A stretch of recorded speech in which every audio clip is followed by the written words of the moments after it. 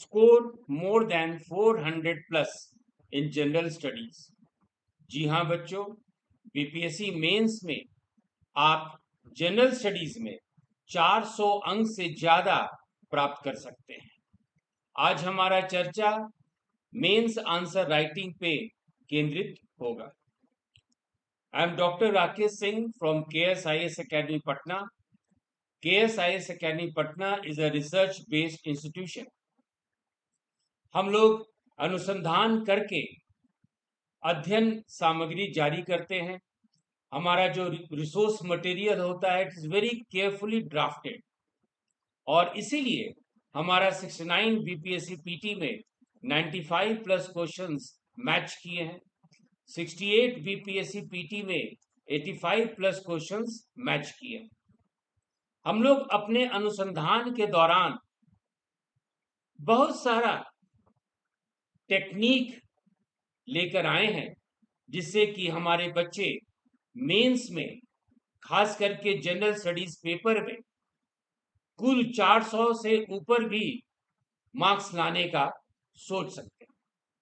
आज हम लोग उसी तकनीक पे बात करेंगे, और आज जो हम लोग केंद्रित करेंगे अपने चर्चा को कि जिस तरह का क्वेश्चन है उसमें कैसे आंसर लिखना होता है। आज हमारा जो डिस्कशन पॉइंट है वो क्वेश्चंस में सफिक्स क्या होता है, सफिक्स के आधार पर हम लोगों को क्वेश्चन का आंसर करना। चलिए अपने आंसर राइटिंग प्रैक्टिस में पहले हम लोग क्वेश्चंस को देखेंगे। क्वेश्चंस के अंत में जो सफिक्स है और सफिक्स के आधार पर किस तरह का टेक्निक होना चाहिए उस पे ही हम लोग चर्चा करेंगे। हम लोग अपने मेंस क्वेश्चन में, चाहे वो बीपीएससी हो, खास करके 68 बीपीएससी मेंस से, या आपके यूपीएससी हो, उसमें कुछ क्वेश्चंस का एक अपना पूछने का एक पैटर्न होता है, एक ट्रेंड होता है। पहला पैटर्न आप देखेंगे कि कुछ क्वेश्चन ऐसे होते हैं जो कमेंट बेस्ड होते हैं, जिसमें लिखा रहता है टिप्पणी कीजिए।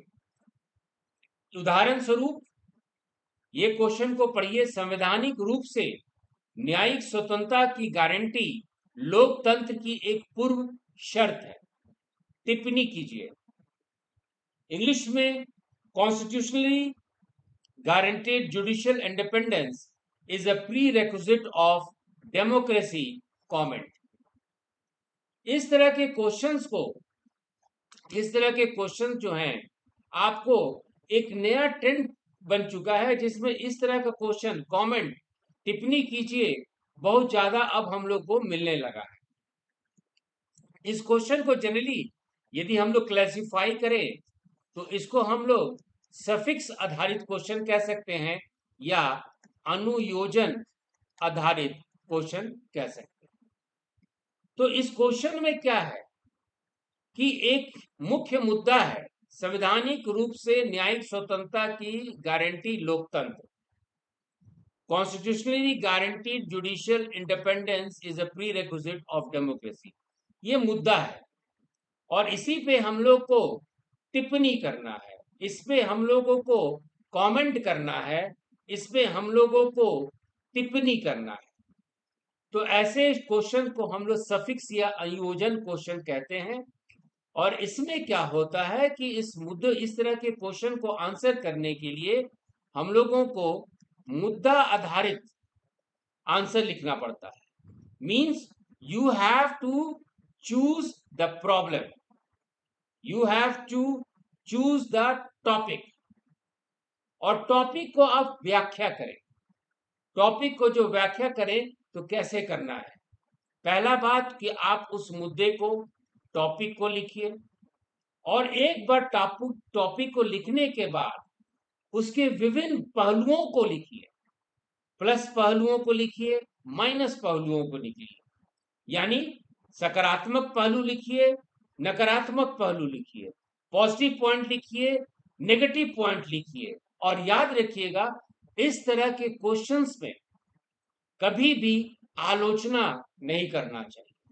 आप दोनों पक्ष को व्याख्या सहित, उदाहरण सहित एग्जाम्पल सहित हर एक पैराग्राफ में आप इस तरह के क्वेश्चंस को लिखें, और फिर बाद में जो है आपका जो कंक्लूजन होगा वो फैक्ट्स आधारित होना चाहिए, एग्जाम्पल्स आधारित होना चाहिए, मुद्दे के पक्ष में या मुद्दे के विपक्ष में। आइडियल ये होना चाहिए, सही तरीका ये होना चाहिए कि दोनों मुद्दों को आप जो है एक संतुलित तरीके से पेश करें। अगले तरीके का क्वेश्चन जो होता है, आप देखेंगे कोई कोई क्वेश्चन में होता है एग्जामिन, परीक्षण कीजिए। फॉर एग्जाम्पल क्वेश्चन देखिए, भारतीय अर्थव्यवस्था में डिजिटीकरण की स्थिति क्या है? पहला क्वेश्चन।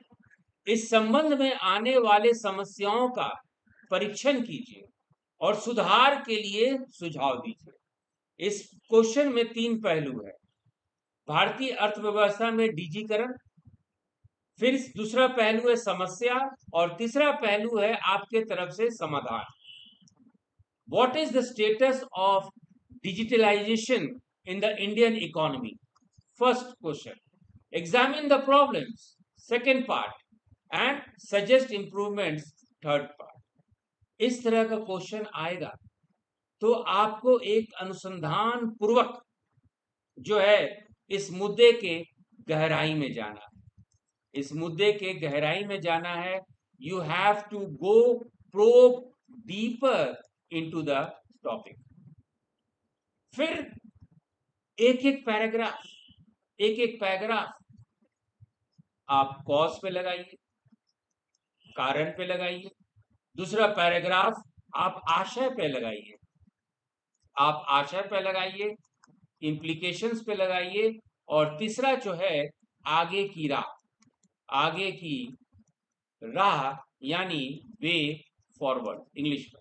ये 3 पार्ट में इस तरह का क्वेश्चंस को डिस्कस किया जाता है, जहां पे लिखा रहता है एग्जामिन या परीक्षण कीजिए। फॉर एग्जाम्पल जो क्वेश्चन है, आज भारत में डिजिटीकरण की क्या स्थिति है उसके बारे में एक पैराग्राफ लिखिए, या नंबर ऑफ वर्ड्स के अनुसार 2 पैराग्राफ लिखिए, और इसमें परेशानियां क्या क्या है, तो परेशानियों को आप जो है अलग अलग पैराग्राफ में, यदि परेशानी स्टार्ट कर रहे हैं, प्रॉब्लम्स फेस कर रहे हैं, तो अलग अलग पैराग्राफ में लिखें, और तीसरा जो है इसका समाधान के साथ अपने आंसर को कंक्लूड कीजिए, इसका निष्कर्ष दीजिए। कहने का मतलब कि जो शब्द दिया गया है, जो स्टेटमेंट दिया गया है आपके क्वेश्चन में, उसकी आप समीक्षा कीजिए।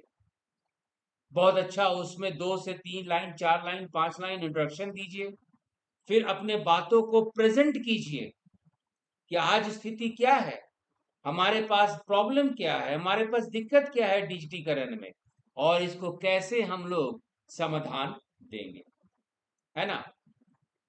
एग्जामिन का मतलब, जब हम लोग परीक्षण करते हैं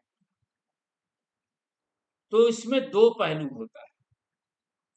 एक होता है कि यदि आप किसी स्टेटमेंट को, किसी वक्तव्य की परीक्षा समीक्षा कर रहे हैं, तो आप अपनी अस्वीकृति, आप you can show your rejection also, आप आलोचना भी कर सकते हैं, लेकिन आलोचना एक पहलू है, ये बैलेंस आंसर नहीं कहलाता। दूसरा पहलू है कि आप आलोचना किए तो उसकी समर्थन भी कीजिए, यू सपोर्ट इट, आप उसकी प्रशंसा भी कीजिए, सिचुएशन की, डिजिटीकरण की जो आज स्थिति है उसकी प्रशंसा भी कीजिए, प्रेज भी कीजिए, सिर्फ आलोचना में ही मत रहिए, और फिर एक अच्छा सा निष्कर्ष समाधान के रूप में आप पहुंचाइए। और इसी तरह कभी कभी आप क्वेश्चन देखेंगे जिसमें लिखा रहता है क्रिटिकली एग्जामिन, यानी आलोचनात्मक परीक्षण कीजिए। भारत और फ्रांस के राष्ट्रपति के निर्वाचित होने की प्रक्रिया का आलोचनात्मक परीक्षण कीजिए। Critically examine the procedures through which the presidents of India and France are elected. तो इस तरह के क्वेश्चन में आप कारण देखिए, कॉजेस देखिए, वजह देखिए, स्ट्रेंथ और वीकनेस देखिए, ताकत और कमजोरी देखिए, फिर जो मौजूदा मुद्दा है उसका परिणाम देखिए, निहार्थ देखिए, और क्या क्या कार्रवाई की जा सकती है ये कीजिए। और भी तरीका है क्वेश्चंस आने का। डिस्कस, चर्चा कीजिए, उन विभिन्न तरीकों पे चर्चा कीजिए जिनसे सूक्ष्म जीवी इस समय हो रही ईंधन की कमी से पार पाने में मदद कर सकते हैं। ये बीपीएससी मेंस का पेपर 2 का साइंस एंड टेक्नोलॉजी क्वेश्चन इस तरह का बन सकता है। Discuss several ways in which microorganisms can help in meeting the current fuel shortage. इसमें भी आपको मौजूदा मुद्दे पे चर्चा करना है, इसमें क्या समस्याएं हैं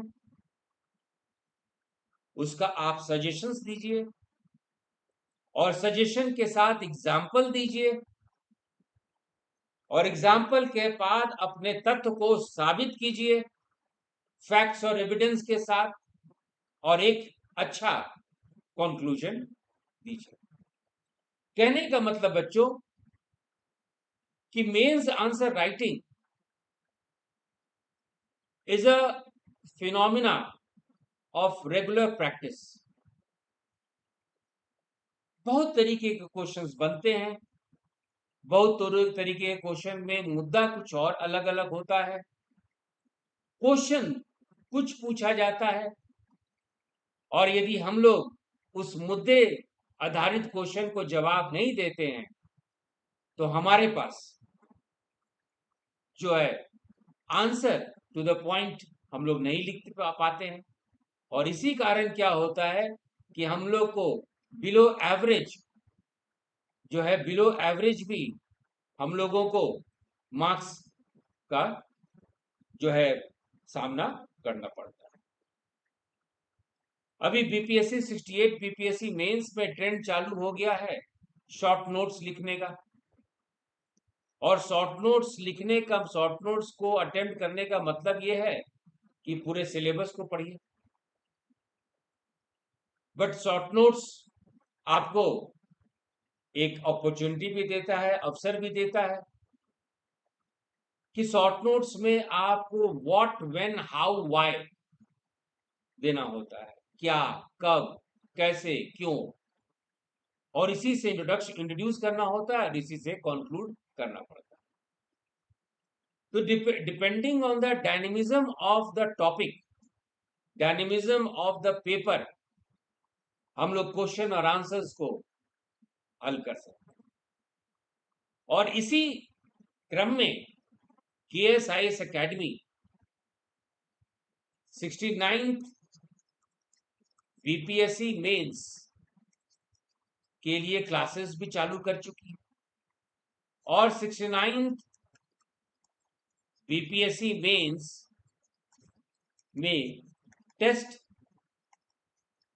सीरीज भी चालू हो चुका है,